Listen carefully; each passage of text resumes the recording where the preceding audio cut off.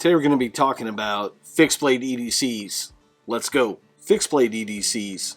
They've been around since the dawn of time, but in the past maybe 20 or 30 years, a lot of people have been carrying folding knives, and I attribute a lot of that to pop culture, the movie industry, TV shows and such like the Dukes of Hazzard, and things like that that made it socially acceptable to be carrying a folding knife on your hip or in your pocket. And then the fixed blade genre kind of waned a little bit, but it's now making a strong comeback. There's a lot of really cool fixed blade EDC knives out there.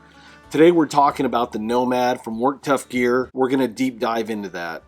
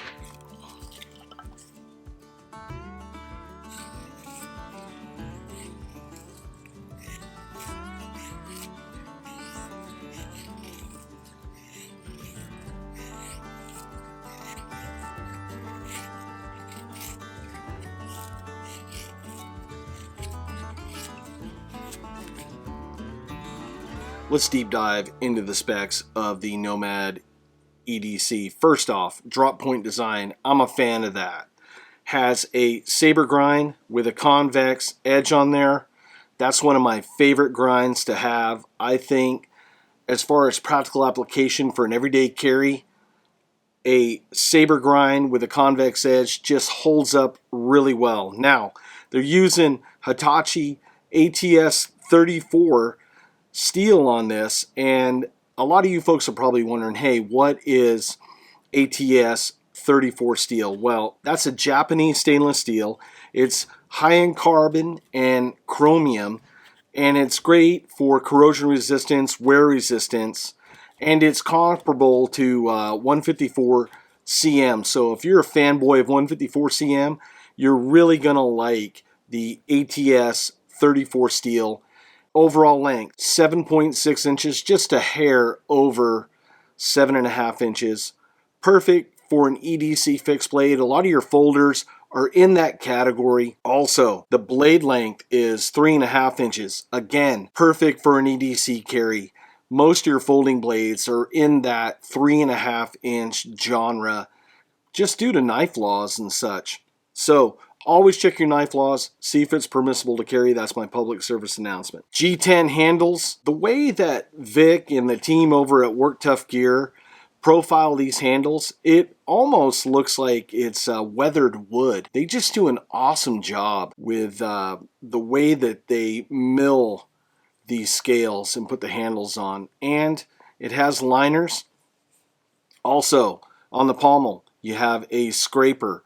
So if you're a bushcrafter, if you're in the campcraft, or if you're just doing general maintenance and you need something to scrape with, the pommel does have a 90-degree spine where you're able to do that. Now, speaking of 90-degree spines, this one does have a 90-degree spine. As you can see from the footage, it did a great job just creating some dust on that piece of birch.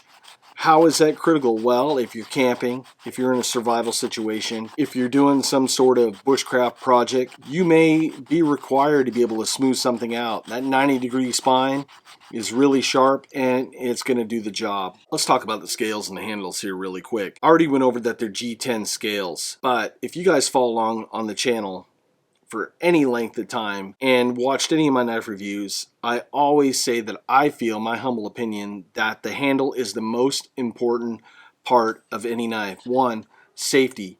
If it's not secure in your hand, it's not going to be safe. Two, comfort. If it doesn't feel good in your hand, it's going to cause just all sorts of problems. This knife, I've been using it here at Camp Wingman, here at my home studio in the backyard for a while now, and I've used it out in the field. And it just feels comfortable in the hand. The way that it is profiled, it just fits perfectly right in the webbing and the fat part of my palm. You have a nice, almost like a little finger choil on the front. Very secure. Doesn't feel like my hand's going to slip forward to make any sort of unsafe maneuvers. And you have those thumb scallops. And just the way that Work Tuff Gear has textured these G10 scales, it just feels really secure. So you can hold this in a variety of different ways and know that you're going to have full control of this knife. The knife weighs in at 6.6 ounces. You have a really nice taco style Kydex sheath with a UD clip. And what I like about that is it's able to fit down in a pocket or on molly webbing really well, and then you just throw the clip over and it locks in. I've used these on a lot of concealed carry holsters and they work really nice. They are not gonna come loose, and you get no battle rattle with this sheath. That's one thing that Vic prides himself with.